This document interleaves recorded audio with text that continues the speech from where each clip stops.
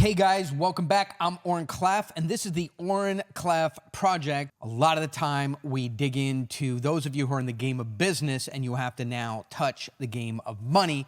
And when those two worlds collide, how much damage or profit exists in the middle. If you don't know what you're doing in the game of money, but you're good at the game of business, is where a lot of entrepreneurs go to die or lose their businesses to other people or lose money themselves. So that's what we're doing here.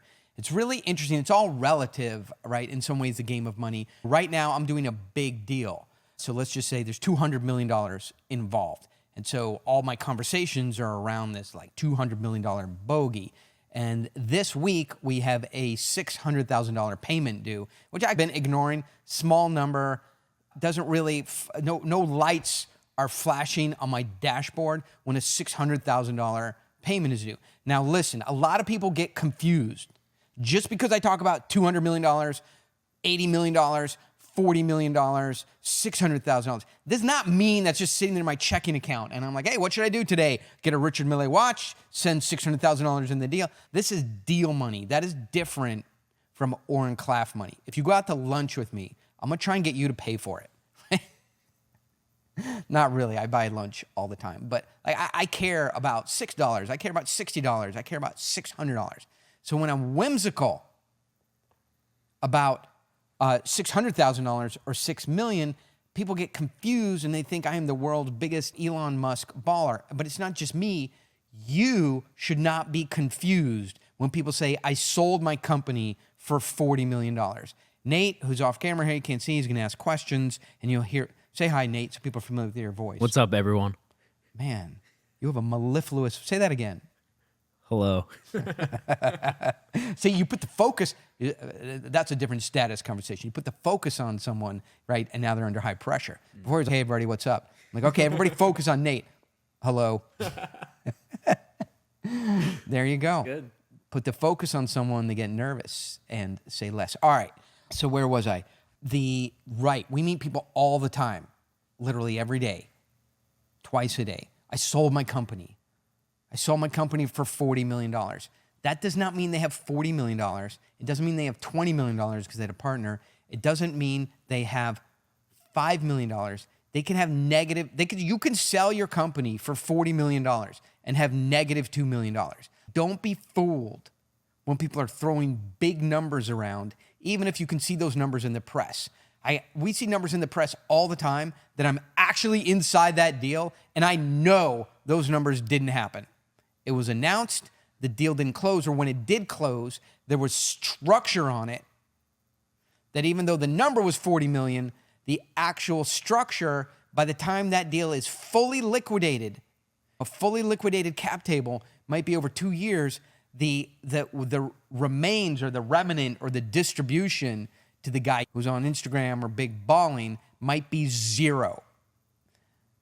The game of money does not follow the same rules as the game of business, the game of life, the game of relationships, the game video games, the physics. It's upside down land. And we're going to talk about upside down land here in a little bit. To that point, I have this $600,000 ticket or payment that's due. Today's Thursday, week started running ahead. It's due tomorrow. $600,000 payment due tomorrow. I've been getting gentle little nudges on it. And because we're working on such a big deal, I don't pay a lot of attention to these $600,000 things. They're not big flashing lights on my dashboard. But now it's actually due. I got to get $600,000 out between the time that this podcast ends and if it's going to land tomorrow, like technically, it's got to get out today. So somehow, between now and the end of today, I got to go find $600,000. Am I scared? Am I nervous? Am I concerned? Because if I don't find it, like a significant piece of this business is going to explode. It is true, like a significant part of this project will implode if I don't get this $600,000 out. Do I have it right now? No. Is it Thursday? Yes. Is it due tomorrow? 100%. Am I going to find it? Very likely. Now I got to get on the phone and start working the phones. Some of you have seen my phone working videos. That's what I do. Am I scared?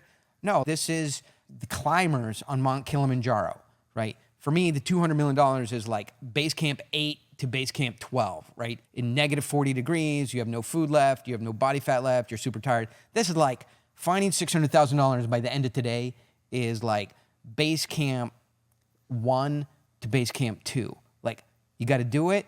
It's cold. You need to bring your equipment. But the likelihood that like a hailstorm is going to move in over the eastern front and just start pelting you before you can get your tent up, and one of those hail pieces is going to be 3 inches wide, and it's going to hit exactly that gap between your backpack and your helmet and hit your carotid artery and kill you, super low. So I do not believe we're going to get killed by a 3-inch ice spike flying in over the eastern front. In other words, look, if you don't speak finance, all that means we're going to find $600,000 by the end of the day. It's context. Don't be fooled by big numbers. So for example, what's really cool is if you're in real estate, or if you're not, like review the closed deal real estate section of the Wall Street Journal in Manhattan. Right? So they're selling buildings, right? And these an infill, multi-core industrial commercial use asset at 666 Park Avenue. It's gonna be $140 to $680 million transaction. But if you see these transactions, they're always $230 million, $250 million, $280 million. Like, really? You have a building with 1,000 offices in it. It has 72,000 square feet at 667 Park Avenue. It's a very complicated transaction. And somehow it worked out to be $290 million exactly. Why wasn't it $288,644,333.22, right? Because when the numbers get big, it's just that's all rounding error, and people just go. I've been in those meetings, right? They're like, okay, what can we agree on? Hey guys, can we just do this at 240 million? Yeah, we'll do it at 240. You guys in? Bankers in? Credit, debt, mezz, equity, seller, retaining equity, bank, are you good? Debt service coverage, everybody okay? Signed off, operations, sold. $240 million, write it up. That's how it actually happens, the game of money. So I want you to get out of $2 deals and into these $280 million closes. Along the way, you will get super excited. I get excited because I drink a lot of coffee. There's a lot to do during the day. It's your 5th cup today. 5th cup. It'd be great if you could keep track of other things like KPIs that drive the business and not cups of coffee. But you are good at tracking stuff, by the way. If you guys haven't been here and met compliance officer, producer Nate, you definitely want to. Very interesting character. We'll get him on camera. He's camera shy. Compliance officers are camera shy. Yeah. That is Behind one the thing I can scenes. tell you. Yeah. And you know why they're camera shy, right? They didn't used to be camera shy, compliance officers, but here's what happened. What happened is Billions, right? So the compliance officer on Billions was like this nerdy, dweeby, jerky guy, right? And he gave a bad name to compliance officers everywhere. And ever since then, no one was wanting to say, like before, people were like, I'm a compliance officer. Right? And you're like, oh, cool, man, that's amazing. How long have you been doing that, right? And like, then that guy came on to Billions and people were like, what do you do? I'm in finance. Nobody wants to admit they're a compliance officer now. Since Billions, I want to go, I'm Bobby Axelrod. What do? I run Axe Capital. Hedge fund That's manager. what I tell people I do. Yeah. Hedge fund manager. Yeah. Nice. I have all right, we're not going to go in my hedge fund manager lecture. All right, we're going to talk today about the game of money in terms of deal making. And so there's this interesting deal that we've been looking at. It happened in Silicon Valley a while ago. Let me just read this to you. Every once in a while, we come back to this story of Juicero. It's so good and it's so instructive about how finance really works that we got to go through it. All right, so let me just read you this article from the New York Times. Many of the tycoons who inhabit Silicon Valley are obsessed with health and longevity while harboring the conviction that technology can improve anything, even one of nature's most elementary foodstuffs. In this case, juice. And they believe that in niche trends, if properly disrupted, can become billion-dollar markets. That's a Silicon Valley unicorn playbook, right? They believe in niche trends, if disrupted, can become billion-dollar markets. I continue. Juicero is the latest expression of these techno-utopian impulses, all right? I want to impress people, you say, my company is the latest expression of techno-utopian impulses of the consumer markets. But anyway, it is also the latest example of an unproven startup raising enormous sums of money born in an earlier era in the Valley the headier times of 18 months ago or so, the CEO, Mr. Evans' idea captivated some of the industry's most ambitious investors in some more conservative financing environment. Such a pitch might not get funded. I'm here to tell you these pitches can get funded, good times, bad times, or no times. But anyway, no matter, in coming days, Juicero started taking orders. The machine itself is a white plastic slab, roughly the size of a food processor. To get some juice, you insert a pouch that resembles an IV bag and press a button. A couple minutes later, a thin stream of vividly colored liquid comes into a glass. For health nuts willing to pay a premium, Juicero promises the platonic ideal of juice, plus the machine never needs to be cleaned. So this is the kind of company that you would roll your eyes at, a Silicon Valley longevity juice maker. Can't you just go to Target and get, one of 40 different blenders or juice makers? Like, why does the world need another juice maker?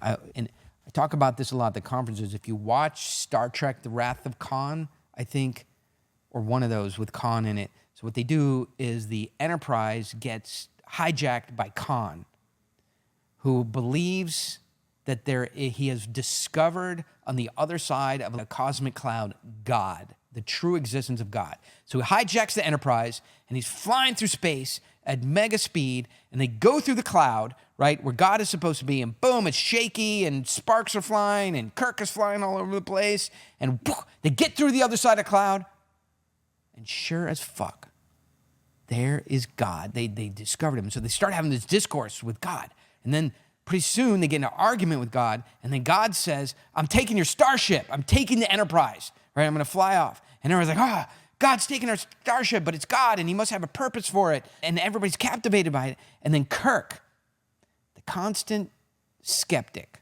who you should model your life after, says, excuse me, I just have one question.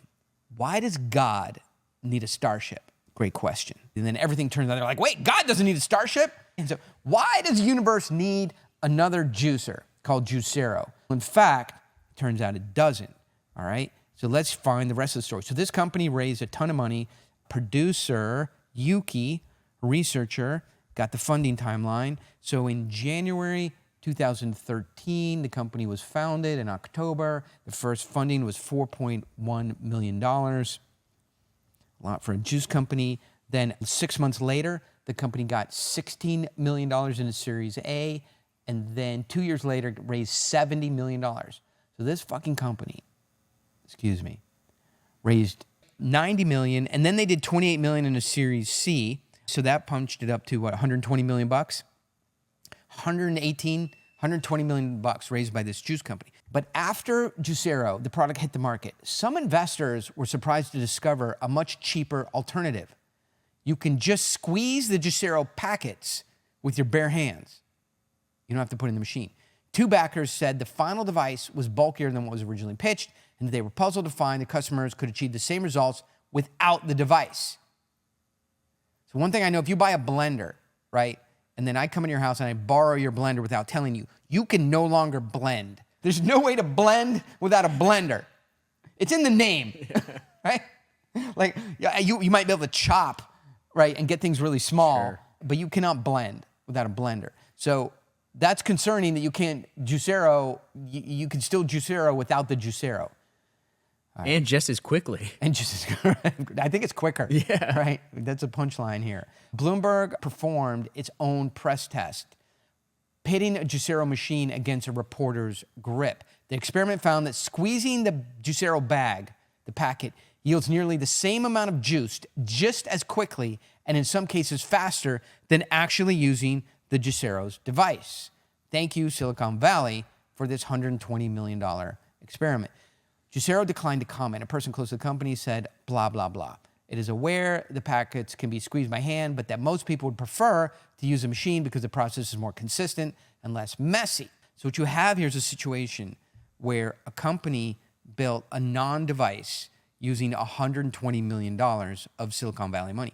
How did this happen? The way this has happened is called Theranos. It's called Enron. It's called Frank. It's called Convoy. It's called Hopin. If you don't know Hopin, we're going to do that next, or one of the next one, like This is not an anomaly. $120 million goes to build a juice machine in which it's just quicker and easier just to tear open the packet that goes in the juice machine and just squeeze it into a cup.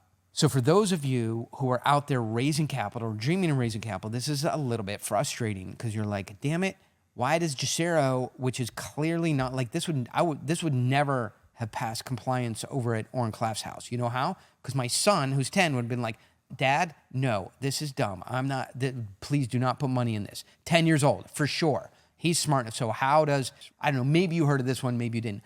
Google Ventures invested in this. I have taken deals to Google Ventures. And you know what? We left those meetings going, Jesus, these guys are way too smart for us, right? Wow. I'm like, we can't get one over on them. But somehow Google Ventures are like, yeah, let's do Juicero. What happened? That's the question, right? What can you, if you're raising money, learn from the funding of Frank, of Juicero, of Theranos, everything like that? Let me give you a couple takeaways because I've lived in these environments and I think like I know roughly how they operate. First of all, proximity. When somebody is raising money, they call me and they go, hey, I got this great new innovation. We got this great company and we're in Gilbert, Arizona. We're in Bangor, Maine. I go, okay, let me make this, right? You now decided to play the game of money in nightmare mode, okay? Why are you playing the game at the hardest level possible when you have the least experience in this video game? You're like, I'm dead. I'm dead. Like, why are you doing this? Don't you get tired? I'm dead. Don't you want to play a couple levels and be like, have other people play and win some points and level up and save the princess and power up and get some health and some weapons and save it and come back? Like, why are you just going, start, I'm dead, start, I'm dead, start, I'm dead? Like, you're playing the game in nightmare mode. Like, only people have 10 years experience in this game and have like infinite weapons, know all the cheat codes, have other people to play with. They play in nightmare mode. Play the game in easy mode. Step one of playing the game in easy mode is to move to where the money is. Bring Muhammad to the mountain. I literally have colleagues, people I know in Palo Alto, that will not drive to Atherton for a board meeting. They are definitely fucking not going to drive to Bangor, Maine, or fly there for a board meeting at your company. They don't want to drive to Atherton. It's 2 miles. 2 miles, right? I have people go, I'm not driving to Atherton from Palo Alto for a board meeting, right? If it's not in Palo Alto, I'm not investing in the company.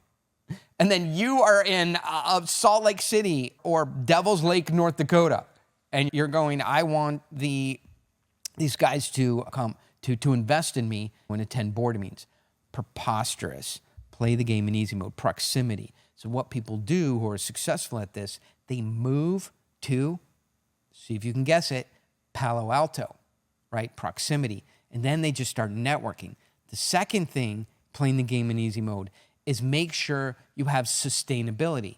Whenever I played this game when I was 28 years old, I always just cranked it up to nightmare mode, right? I'd press start, I'm dead. Start, I didn't have any staying power. So I'd try and promote deals. Many of the ideas that I had in tech when I was 27, 28 years old have become the exact same thing, have become real companies. What was the difference between the guys who actually got it? Timing, for sure, staying power. Like I had to raise money in 4 weeks or I was smoked. So they moved to Palo Alto where the money is, or they moved to Manhattan where the money is, right?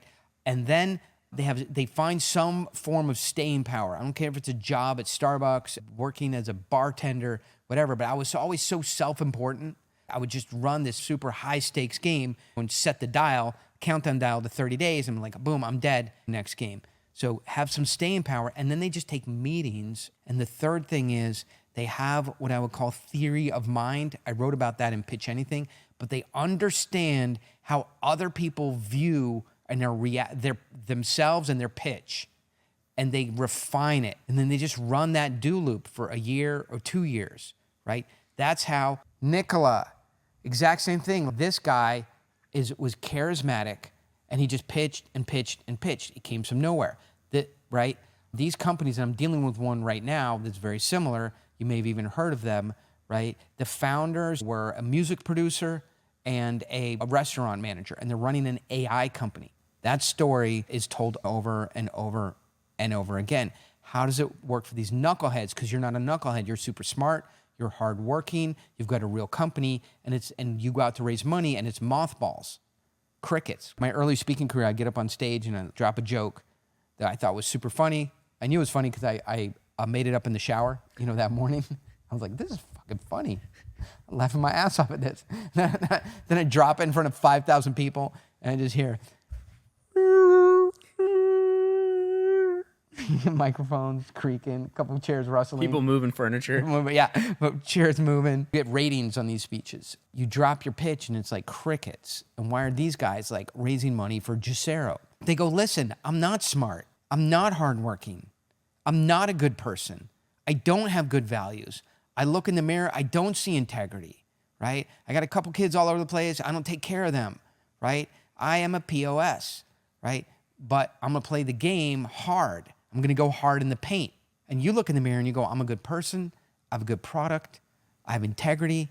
I go to church or synagogue on the weekend. I take care of my community. I volunteer, whatever. And the universe needs to respect what I'm contributing across. But you're not hard in the paint. And these guys are going hard in the paint. That's you're competing against for money. Money doesn't care. It's unscrupulous. Money is unscrupulous. So they go hard in the paint. They move to where the money is. They take lots and lots of meetings, and they find a way to sustain themselves. And they are unfazed by the no's and the negative impact. So they really, somehow, they have like never be needy baked in. Hope springs eternal. Watch We Crashed. It's that guy, right? That guy's now a billionaire, and he's now doing billion-dollar deals, and he was basically a shoe salesman. Watch We Crashed. This is exactly the story I'm talking about, a shoe salesman. So the formula is they get into an environment where the money is. They take meetings over and over again. They are somewhat unfazed by the no's. They don't feel, and the lack of the Harvard degree, the lack of family, the lack of integrity, the lack of personal goals and everything like that sort of inures them. I'm not saying they're sociopaths or psychopaths or whatever, but it inures them and makes them have this asbestos underwear where they don't feel the heat from the negative feedback. You want to smoke me? Give me like 2 words of negative feedback. I'm like, oh, I have to cry right away because I have all those things. I think I'm a good person. I look in the mirror. I'm like, hardworking, good family, contribute to my community, blah, help people out, give back. And so you say 2 negative things about me and it crushes my self-image. These guys don't have a good self-image, right? They're like, it's Eminem, right? Oh, you're dating my girlfriend. I live in a trailer. My car has 3 wheels. Yeah, what else are you going to say to me that hurts? That's who you're up against. Let me finish it up here. The formula, proximity, so move to where the money is, take lots of meetings, don't care about the feedback, but it's not that they don't care, but adjust, have good theory of mind and adjust this promo after every meeting so it works better and better. And then eventually, I'm going to share a graph here at some point. I have a newsletter going out this week that has this graph, tinker, and finally the promo hits, boom. And this, look up Juicero, literally, you can see the impact of when you tinker with a promo inside of the ecosystem where money is, and you were unfazed by the no's and the negative feedback. Tinker, $4 million, $17 million, $70 million, $28 million, $120 million in total. That comes from tinkering the promo inside the ecosystem and not getting phased by the negative feedback and having sustainability so you can stay in there till it works. If you truly believe in what you're doing, that is one formula that you can copy from these stories over and over again of guys who had nothing and made it work. And you have something, so your timeline should be shorter, your effectiveness should be bigger, and your impact on society and people and your community should be much higher. Use this information for good, not evil. That wraps us up today. We'll do more of Theranos, Juicero, Frank, Nicola, Enron, and these like spectacular successes that actually had this, were built on a castles in the sand. Talk about not necessarily why they failed, but why they succeeded and how to take those formulas from why they succeeded and then use that as a bond wrapper around something that's actually good. And that should speed you to success in my mind. So that's good. All right, I'm going to give you the sign off here that I really love. We are right next to Miramar Air Base. Every once in a while, we go on Miramar Air Base and we meet these pilots. What do pilots always say when they send another pilot off on a mission that's dangerous, high speed, Mach 8, into foreign territory? Stay frosty.